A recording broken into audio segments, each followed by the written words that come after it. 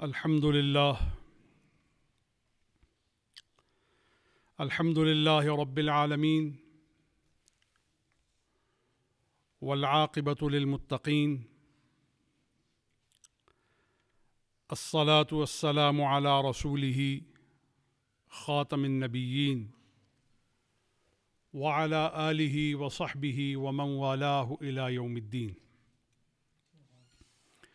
أما بعد فأعوذ بالله من الشيطان الرجيم. بسم الله الرحمن الرحيم. وأطيعوا الله والرسول لعلكم ترحمون.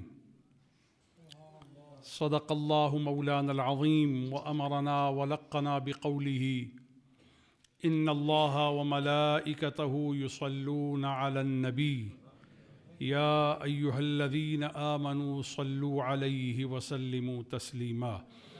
اللهم صل على سيدنا وحبيبنا ومولانا محمد وعلى آل سيدنا وحبيبنا ومولانا محمد وبارك وسلم بعدد كل ذرة 100,000 مرة. رمضان المبارک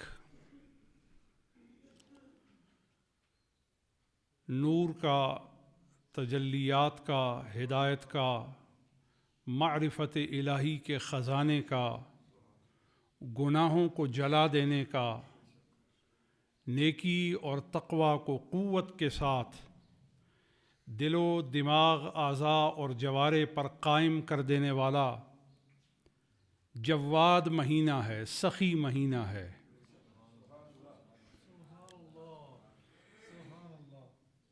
مستزاد علیہ، یہ وہ مہینہ ہے جس مہینے میں عام انسان کے اندر بھی ولیوں والی خو، بو اور خصلت پیدا ہو جاتی ہے۔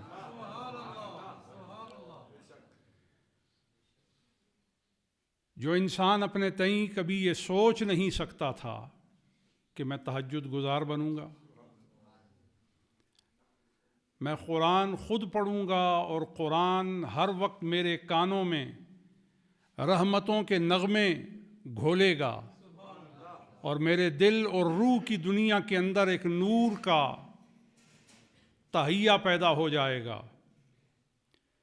خود آدمی کی اپنی کاوش سے اس کے کس حد تک نتائج نکلتے ہیں، اس پر کوئی طویل بحث کرنے کی نہ مجھے ضرورت ہے اور نہ آپ کو سننے کی، کیونکہ میں بھی اس سے باخبر ہوں اور آپ بھی اس سے آگاہ ہیں کہ انسان اپنی محنت اور ریاضت اور کوشش سے کتنا کامیاب ہوتا ہے، اور خالق یہ جانتا ہے کیونکہ وہی خالق ہے کہ اس کے اندر کمزوریاں اور ناتوانیاں اور اس کے اندر ناہمواریاں اور بے اعتدالیاں اس قدر ہیں کہ یہ نظر نظر پر، قدم قدم پر، نفس نفس پر، لمحہ لمحہ میں، موقع بموقع، موسم بموسم اور ساعت بساعت اور قریہ بقریہ، کو بکو، قدم بقدم، نظر بنظر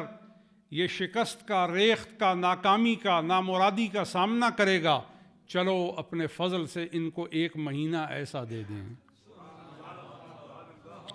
جس مہینے میں کوئی گمراہ کرنے والا مہلت ہی نہ رکھے۔ اور گمراہ کرنے والا کون ہے؟ شیطان۔ تو شیطان کو اس مہینے میں پابند سلاسل کر دیا جاتا ہے اور جہنم کے دروازوں کو بند کر دیا جاتا ہے۔ کتنی بشارت ہے! شیاطین کو پابند سلاسل اور جنتوں کے دروازوں کو وا کر دیا جاتا ہے۔ کیا پتہ چلا؟ پتہ یہ چلا کہ جو میرا ہے وہ جنت میں داخل ہونے سے بچ ہی نہیں سکتا ہے۔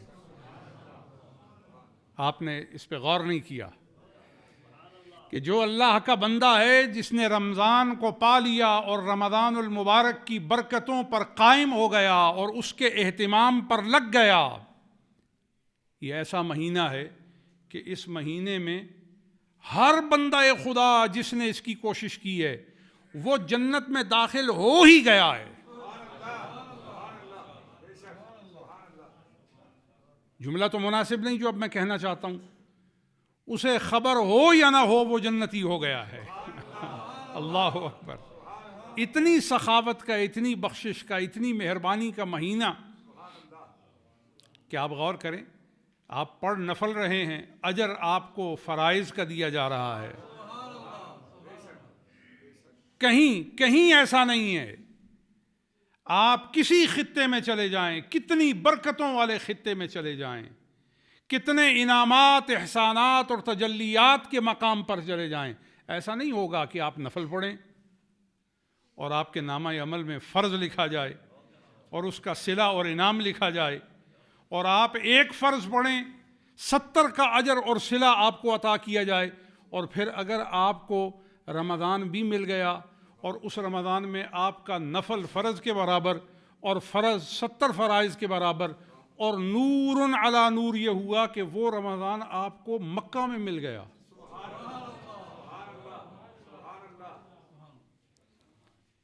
میں جس زاویے میں آپ کو کچھ دکھانا اور سمجھانا چاہتا ہوں، اپنا مراقبہ کیجئے. اگر کسی کا جسم وہاں نہیں پہنچا تو روح تو جا سکتی ہے نا.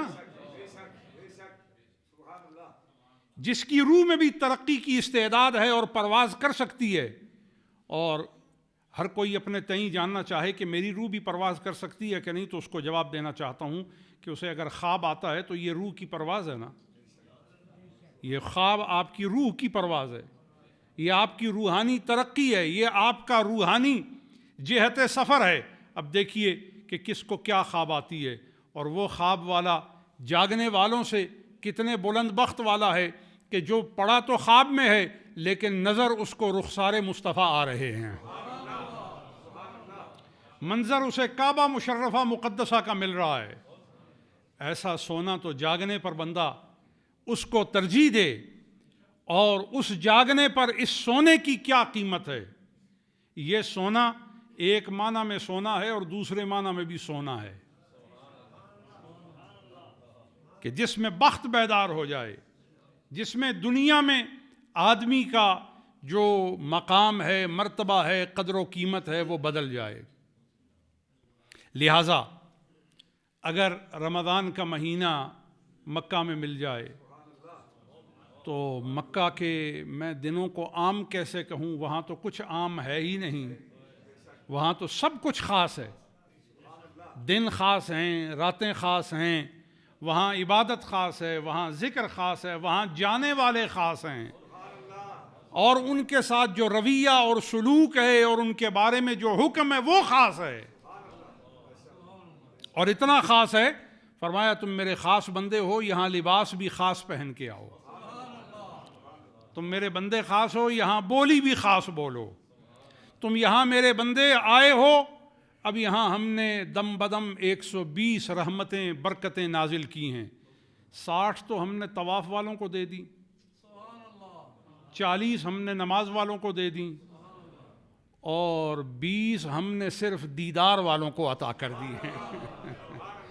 کچھ نہیں کر رہے. یہ بات بھی غلط ہے. یہ بات بھی غلط ہے کہ کچھ نہیں کر رہے. یہ کیسے ہو سکتا ہے؟ جن کے لیے 20 کی رحمتوں برکتوں کا فیصلہ ہو، کیسے کہہ سکتے ہیں کہ کچھ نہیں کر رہے؟ رب فرماتا ہے تمہارا ذہن اور تمہارا فہم اور تمہاری استعداد یہ کہتی ہے وہ کچھ نہیں کر رہے، لیکن عدل الہی یہ کہتا ہے کہ جو میرے کعبہ کو تک رہے ہیں وہ سب کچھ کر رہے ہیں.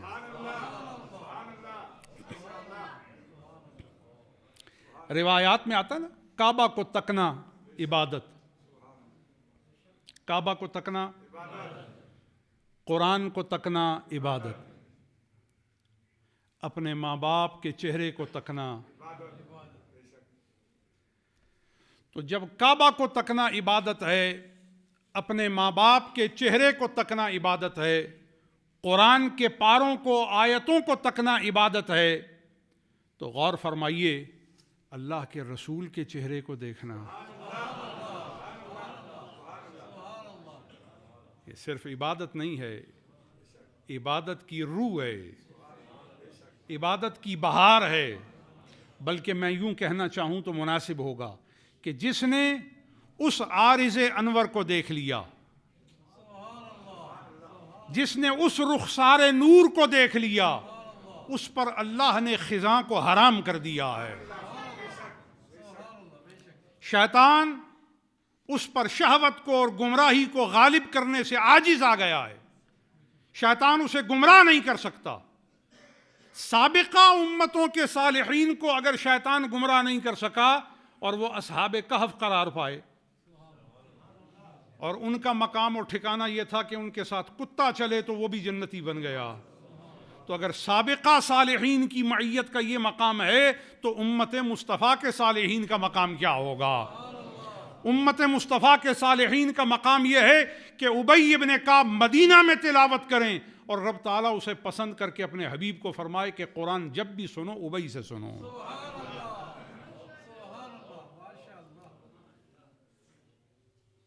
زاہد طبقہ صحابہ، سارے صحابہ زاہد ہیں، کس کو زاہد کہیں، کس کو عابد کہیں، کس کو قاری کہیں، ہر ایک نور علی نور ہے، لیکن ان میں حضرت ابی بن کعب، ان میں حضرت زید بن ثابت، ان میں حضرت سعید بن جبیر، ان میں حضرت عبداللہ بن مسعود، ان میں حضرت عثمان بن عفان، یہ میں نیچے سے اوپر جا رہا ہوں، ان میں حضرت عثمان بن عفان، ان میں حضرت عمر بن خطاب، اور ان میں مولائے کائنات حیدر کرار۔ یہ وہ رجال ہیں، ان کو میں نے قصداً رجال کہا ہے، یہ وہ رجال ہیں، یہ وہ مرد ہیں جن کی عظمت میں قرآن ان کی مردانگی کو سمجھاتا ہے۔ رجال لا تلہیہم تجارت ولا بیع عن ذکر اللہ واقام الصلاة وایتاء الزکاة یخافون یوما تتقلب فیہ القلوب والابصار۔ فرمایا بندے تو یہ ہیں، مرد تو یہ ہیں، قوت والے تو یہ ہیں، توانائی والے تو یہ ہیں، دیکھنے کا شوق ان میں ہے، سمجھنے کی استعداد ان میں ہے، اور جڑنے کی خوبی ان میں ہے، مل جانے کی عظمت ان کے اندر ہے، اور جو دیکھ کر سن کر سمجھ کر مراد کو پہنچ گئے وہ مرد یہ ہیں۔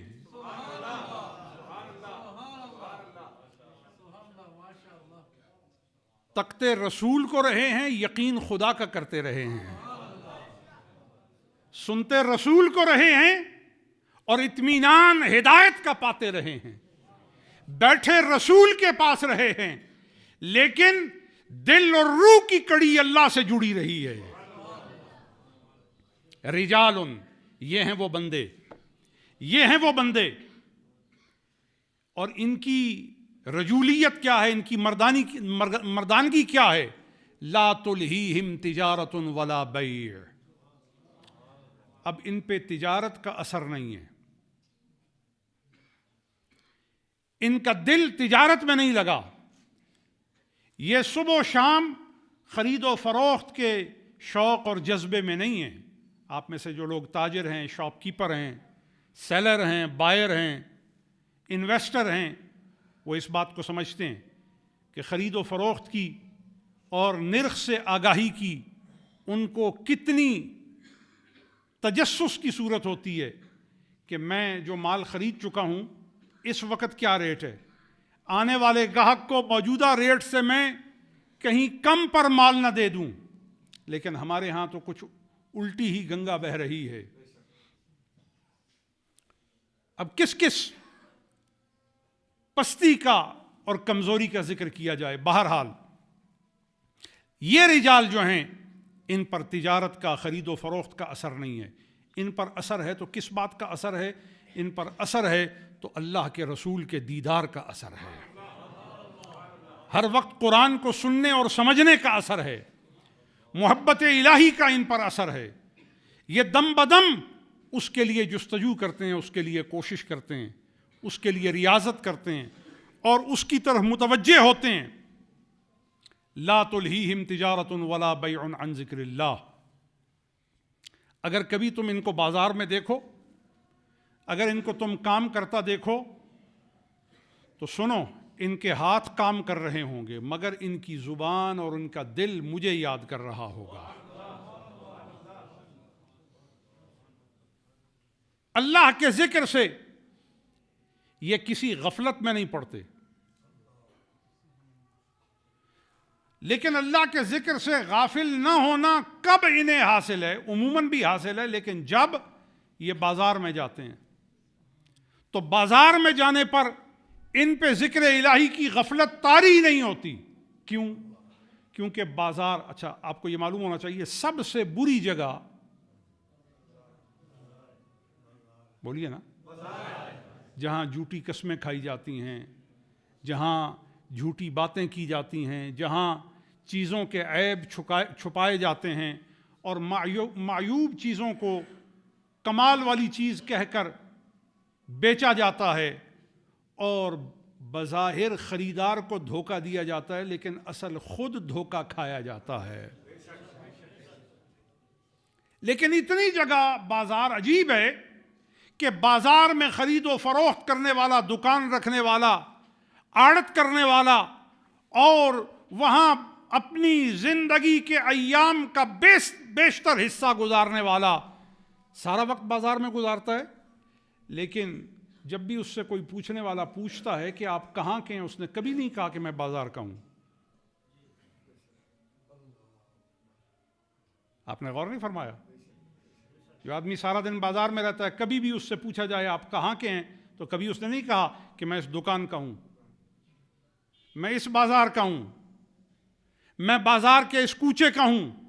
جب بھی وہ اس کے جواب میں کوئی حوالہ دیتا ہے تو وہ اپنے باپ کے گھر کا، اپنے گھر کا، اپنے دادا کے گھر کا، اپنے گاؤں کا، اپنی اصل کا، اپنے ٹھکانے کا حوالہ دیتا ہے۔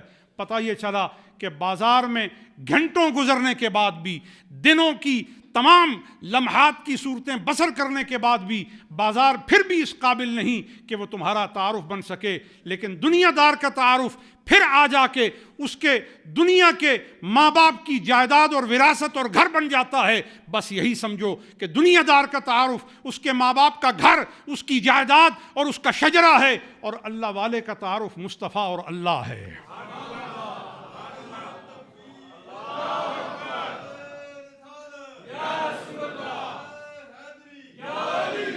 اور وہ جو تعارف ہے، وہ جو شناخت ہے، اس شناخت میں فردر مور ان پٹ کے لیے، اس میں مزید حصہ ڈالنے کے لیے، اس میں مزید حسن پیدا کرنے کے لیے اور اس کی بنیادوں کو اور قوی اور اس کو مستحکم کرنے کے لیے ایک پورا مہینہ نصیب ہو جاتا ہے، جس میں تعارف الہی کے اندر اور طاقت آ جاتی ہے، اور اس طاقت پیدا کرنے والے مہینے کو رمضان المبارک کہا جاتا ہے۔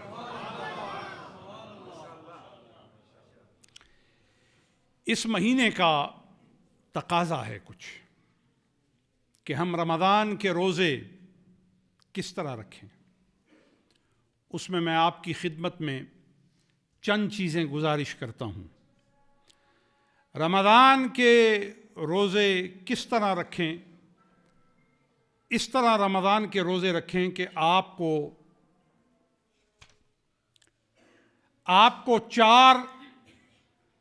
6 فوائد حاصل ہو جائیں۔ کتنے؟ سب سے پہلا فائدہ، ضبط نفس، اپنے آپ پر کنٹرول، سیلف کنٹرول، یہ آپ کو نصیب ہو جائے۔ دوسرا، خود شناسی، کہ آپ اپنے آپ کو جان سکیں، پہچان سکیں کہ آپ کون ہیں۔ دنیا کے معاشروں میں معروف ہے کہ عموماً آدمی کے 3 چہرے ہوتے ہیں، لیکن یہ میں عمومی بات کر رہا ہوں کہ لوگوں کے 3 چہرے ہوتے ہیں۔ ایک چہرہ وہ ہوتا ہے جو وہ اپنے دوستوں اور جاننے والوں کو دکھاتا ہے، اور ایک چہرہ اس کا وہ ہوتا ہے جو اپنے رشتہ داروں کو دکھاتا ہے، اور ایک چہرہ اس کا وہ ہوتا ہے جو تنہائی میں وہ اپنے آپ کو دکھاتا ہے۔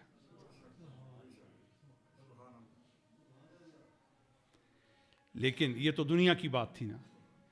اب ایمان والوں کی بات کیا ہے کہ مومن کا ایک ہی چہرہ ہوتا ہے. مومن کا ایک ہی چہرہ ہوتا ہے جسے وہ سجا کر سنوار کر اپنے رب کے حضور پیش کرتا ہے. اور اس چہرے پر تقوی کا حسن ہوتا ہے, حیا کی چمک ہوتی ہے. اس چہرے پر شرم کی اور عفت کی ایسی تہیں ہوتی ہیں کہ اس پر نظر پڑنے سے دیکھنے والے کا دل بھی پاک ہو جاتا ہے.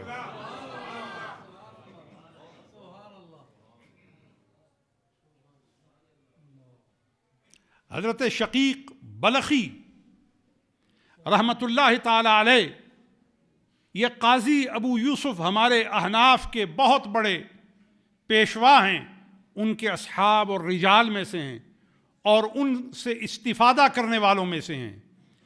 حضرت شقیق بلخی کہتے ہیں, اسے علامہ ابن حجر مکی نے سوائے مورکہ میں بھی نقل کیا ہے. وہ فرماتے ہیں کہ میں حج کے لیے روانہ ہوا اور قادسیہ کے پاس جب پہنچا تو میں نے حجاج کے دائرے کو دیکھا, جم گھٹے کو دیکھا, بھیڑ کو دیکھا. میں نے آگے ہو کے جب دیکھا تو اس بھیڑ کے بیچ میں ایک بندہ ان سب سے بے نیاز ہو کر بیٹھا ہے, اونی لباس پہنا ہے اور اس کے چہرے پر آنسوؤں کی لڑیاں ہیں.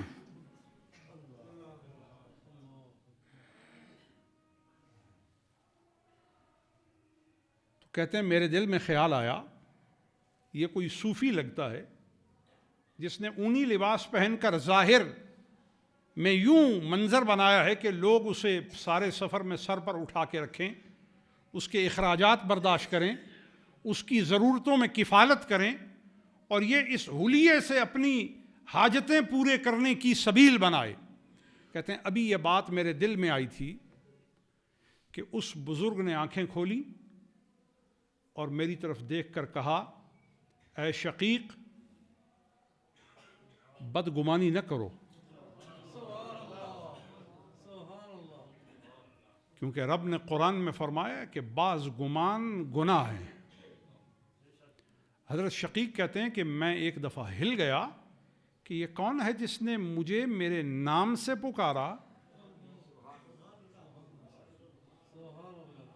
اور نام تو شاید کسی نہ کسی طرح کوئی جان لے, لیکن یہ جو بات اس نے کہی ہے یہ تو میرے دل میں ہے.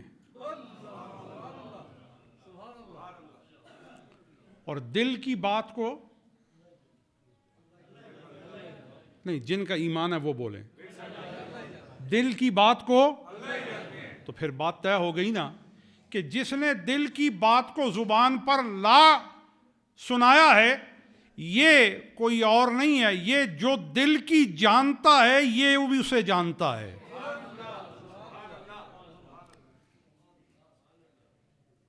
کیونکہ جو جانتا ہے یہ اسے جانتا ہے, اور اسے جاننے کی وجہ سے اس نے اسے بے خبر نہیں رہنے دیا ہے. دیکھیے نا, میں آپ کو مثال دیتا ہوں, جاہل آدمی بے خبر ہوتا ہے اور عالم کی صحبت میں بیٹھنے والا خبردار ہوتا ہے. تو اگر عالم سے تعلق رکھنے والا بے خبر نہیں رہتا تو اللہ سے تعلق رکھنے والا, غور فرمائے نا, اللہ سے تعلق رکھنے والا کیسے بے خبر ہوگا؟ تو وہ کہتے ہیں میں نے دل ہی دل میں فیصلہ کر لیا کہ یہ کوئی اللہ کا بندہ ہے, اس سے ملنا چاہیے. کہا ابھی دل میں یہ خیال آیا, وہ ایک دم سے اٹھے اور اتنے تیز قدموں سے چلے کہ میں اپنی توانائی کے باوجود ان تک نہ پہنچ سکا, اور وہ میری آنکھوں سے اوجھل ہو گئے. اور حضرت شقیق بلخی بھی ولی ہیں. تو پھر اس سے ایک بات سمجھ لیں, جس کی رفتار ولی کی رفتار سے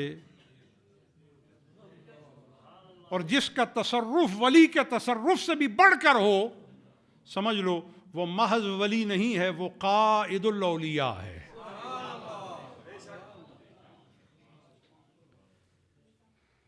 کہتے ہیں پھر مکہ کے آس پاس مجھے وہ دوبارہ ملے نماز میں۔ میں نے دیکھا کہ وہ نماز میں ہیں اور میں نے ان کے چہرے پر خوب جما کر نظر ڈالی تو مجھے یقین ہو گیا کہ یہ وہی بزرگ ہیں جن کو میں نے نہیں ایسے نہیں، ہاں پتہ چلے نا کہ آپ سن رہے ہیں یا آپ سو رہے ہیں۔ کہاں دیکھا تھا؟ قادسیہ میں دیکھا، کہا یہ وہی بزرگ ہیں قادسیہ والے۔ کہتے ہیں اب وہ جو دل میں ندامت تھی نا بدگمانی کی، میں نے سوچا اب قریب ہو کر عذر کرتا ہوں اور معذرت پیش کرتا ہوں اور اپنی بدگمانی کے داغ کو دھونے کی کوشش کرتا ہوں۔ کہا وہ نماز میں تھے، دیر تک نماز پڑھتے رہے اور میں بیٹھا رہا۔ کہتے ہیں جب انہوں نے نفل ختم کیے تو میں ابھی عرض کرنا چاہتا ہی تھا تو انہوں نے فرمایا اللہ غفار ہے، اس کی طرف توبہ کرنی چاہیے۔ اور یہ کہہ کر اٹھ دیے اور تیزی سے میری نظروں سے اوجھل ہو گئے۔ گویا اللہ والوں کے لیے رب نے زمین کو سمیٹ دیا ہے۔ اب تو مجھے یقین ہو گیا کہ یہ کوئی خدا کا مقرب ہے جس کو بات کہنے کی ضرورت نہیں۔ اب بات آپ کو سمجھ آئی؟ اللہ والے ہیں، اللہ والے مگر آپ کو غلطی ہو گئی، آپ نے دنیا والوں کو اللہ والا سمجھنا شروع کر دیا ہے۔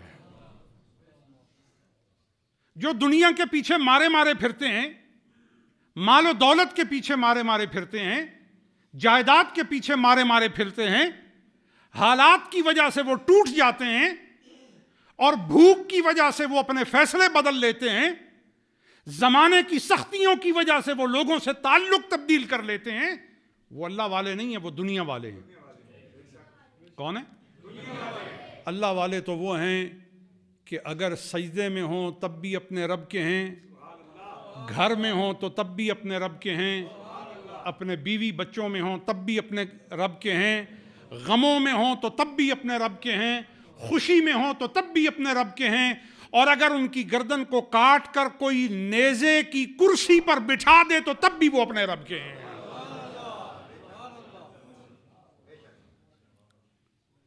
میدان میں ان کے لاشیں بکھرے پڑے ہیں تو تب بھی وہ اپنے رب کے ہیں، اور اپنی قبروں میں لیٹے ہیں تو تب بھی وہ اپنے رب کے ہیں۔ گویا ان پر زندگی میں کوئی حال ایسا آتا ہی نہیں جب وہ اپنے رب سے منقطع ہونے والے ہوں۔ اور ان رب کے بندوں کی عادت ہے کہ وہ روزہ رکھتے ہیں۔ کیا کرتے ہیں؟ کیوں؟ کیونکہ وہ اندر کو خالی کرتے ہیں، اپنے اندر کو بولیے نا، اندر کو، لیکن خالی کرنے کی ضرورت تو اسے ہے جس نے اندر کو بھرنے کا کوئی اور ارادہ کیا ہو، جس نے اپنے اندر کو کسی اور حقیقت سے بھرنے کا ارادہ کیا ہے۔ وہ مال سے، دولت سے، روٹی سے، سالن سے، پھلوں سے، نعمات دنیا سے اپنے من کی اور اپنے باطن کی اور اپنے پیٹ کی اور اپنے معدہ کی جو حقیقت ہے اور اس کی واقعاتی صورت ہے اس کو خالی کرے گا، اور جب وہ خالی کرے گا تو اس میں نور بھرنا شروع ہو جائے گا، اس میں نور آئے گا، اور جب نور آئے گا تو عبادت میں سرور آئے گا، دل میں حضور آئے گا، اور دفع فتور ہوگا، زوال شرور ہوگا، عدم رغبت قصور ہوگا۔ اسے حکومت کی طمع نہیں ہوگی، کیونکہ حکومت اسے چاہیے جو محکوم ہے۔ جو خود دبا ہوا ہے اسے حکومت چاہیے، اور جو اللہ کا بندہ ہے وہ تو اسے حکومت حاصل ہے کس پر؟ اپنے نفس پر.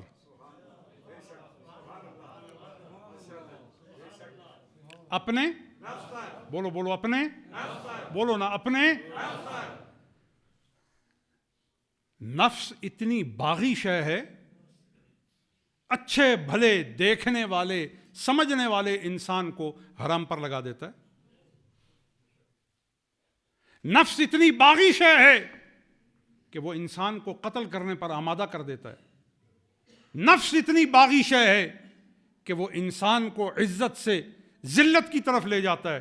لیکن آدمی اگر احمق ہو جائے تو نفس کی سنتا ہے، اور اگر وہ دانا اور حکیم اور عزت والا ہو جائے تو وہ نفس سے اپنے کانوں کو بند کر لیتا ہے اور ہر بات صرف وہ سنتا ہے جو اسے اس کے خالق کی طرف سے عطا فرمائی جاتی ہے.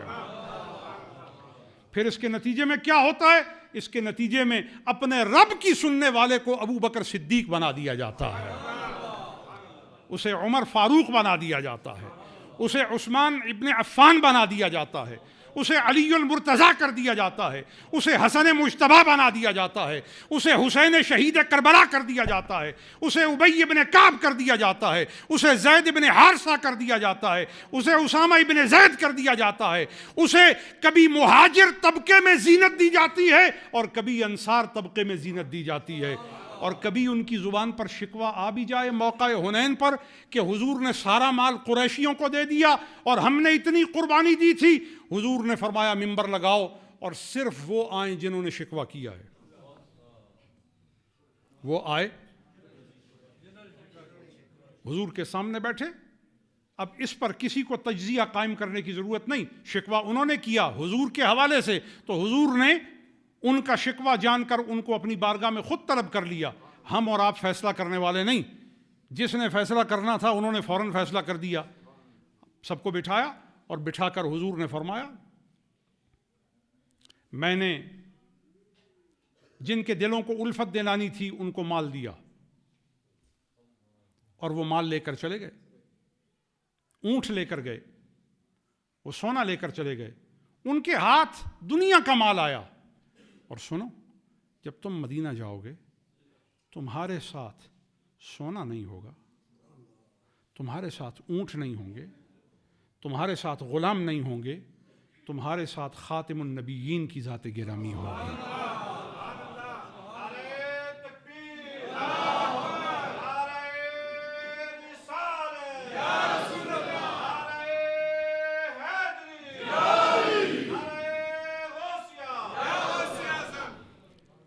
حدیث کی کتب میں آتا ہے ان کے چہرے یہ سن کر کھل گئے،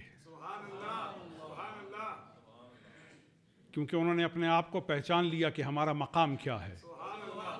ہم اونٹوں کے ساتھ ہونے والے نہیں ہیں، ہم سونے کے ساتھ ہونے والے نہیں ہیں، ہم مال دنیا کے ساتھ ہونے والے نہیں ہیں، بلکہ ہم انتخاب الہی اور پروردگار کی جو محبوبیت کے مسند پر متمکن کیا گیا ہے، جسے ختم نبوت کا تاج پہنایا گیا ہے، اور اس کی عظمت کا عالم یہ ہے کہ قیامت کو سب حضرت آدم کی بارگاہ میں جائیں گے کہ آپ ہماری شفاعت کریں، سب، اور حضرت آدم حضور کی بارگاہ میں جائیں گے.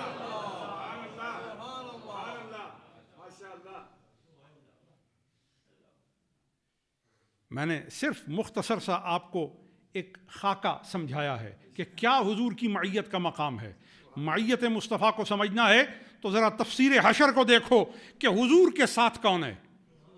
عیسیٰ وہاں ہیں، موسیٰ وہاں ہیں، ابراہیم وہاں ہیں، یحییٰ وہاں ہیں، ادریس وہاں ہیں، ذوالکفل وہاں ہیں، سلیمان وہاں ہیں، داؤد وہاں ہیں، نوح وہاں ہیں، الیاس علیہ السلام وہاں ہیں، 1,24,000 انبیاء، 313 رسول وہاں ہیں. تو وہاں ہونے کا درجہ یہ ہے کہ نبی وہاں جانے کی آرزو کرتے ہیں، رسول وہاں جانے کی آرزو کرتے ہیں. تو ان کا درجہ کیا ہے کہ جہاں آرزو ہے ان کو درجہ اور مقام وہاں صحبت کے مقام پر حاصل ہے۔ میں تفوق کی بات نہیں کرتا، تفوق تو انبیاء کو ہے، برتری تو انبیاء کی ہے، بلندی تو رسولوں کی ہے، لیکن بات سمجھا رہا ہوں کہ حضور کی صحبت کا، حضور کی معیت کا، حضور کی مجلس کا مقام کیا ہے۔ حضور کی معیت اور مجلس کا مقام یہ ہے کہ آپ کی مجلس میں، معیت میں اگر کوئی شخص آ گیا اور سچے دل سے آ گیا اور حضور کا ہو گیا، تو میں نے پچھلے جمعے پر بھی گزارش کی تھی، اس کا مقام اور مرتبہ اتنا بلند ہو جاتا ہے کہ حدود میں کوئی چیز ہو اور وہ ان سے ہو جائے تو اللہ تعالیٰ اسے ان کی غیرت کو برقرار رکھنے کے لیے، ان کی آبرو کو قائم رکھنے کے لیے، چونکہ وہ اللہ کے ہیں تو اللہ انہیں اپنا رکھنے کے لیے اسے حدود سے خارج کر دیتا ہے۔ اور وہ کیسے؟ کہ رمضان میں بیویوں کے پاس جانا حرام تھا اور صحابہ میں سے کچھ چلے گئے تو یہ حدود الہی تھی، یہ متجاوز ہو گیا معاملہ۔ اب جب حدود الہی سے معاملہ تجاوز ہو گیا تو حضور کی بارگاہ میں آئے، عرض کیا رسول اللہ یہ کام ہو گیا، ہم اس پہ بہت نادم ہیں۔ پروردگار عالم نے ان کی صرف توبہ قبول نہیں کی، فرمایا اب رمضان کی راتوں میں جانے کو حرام کے زمرے سے ہی نکال دیا ہے۔ نہیں سمجھے آپ؟ پتہ یہ چلا معیت مصطفیٰ میں بڑا انقلاب ہے، معیت مصطفیٰ میں بڑی برکت ہے۔ رمضان کا مہینہ ہے اور حضرت شقیق بلخی نے وہ جس بزرگ کو دیکھا تھا، وہ بزرگ کون ہے؟ حضرت امام موسیٰ کاظم۔ رمضان کا مہینہ ہے، اس مہینے میں آئیے ہم سب مل کر تیاری کریں، اپنے رب سے ملاقات کی تیاری کریں، اپنے باطن کے حسن اور خوبی اور اس کی زینت کی تیاری کریں، اتنا اپنے آپ کو سنواریں کہ مالک ہمیں دیکھے اور دیکھ کر کہے کہ جو پاکی میں نے انہیں ماں کے پیٹ میں عطا کی تھی۔ ہم میں سے ہر آدمی بے گناہ پیدا کیا گیا ہے، چاہے وہ کسی نسل، خاندان، قوم، قبیلہ، رنگ اور بولی بولنے والے خاندان میں پیدا ہو، اللہ نے ہر انسان کو گناہ کی پلیدی سے پاک کیا ہے۔ یہ کیا ہے؟ اللہ کی اپنی مخلوق کے ساتھ شفقت اور محبت ہے کہ میرا کوئی بندہ، میرا کوئی خلق میں اعلیٰ اشرف فرد انسان جو پیدا ہو رہا ہے وہ پیدائشی طور پر یہ حق رکھتا ہے کہ اس میں گناہ کی بو نہ ہو۔ تو اللہ سے آتے ہوئے جب اس بارگاہ سے آئے تو گناہ کا دھبا اور بو، گناہ کا دھبا اور بو، بس اب یہی تیاری کرنی ہے کہ جس طرح آئے تھے ویسے واپس چلے جائیں۔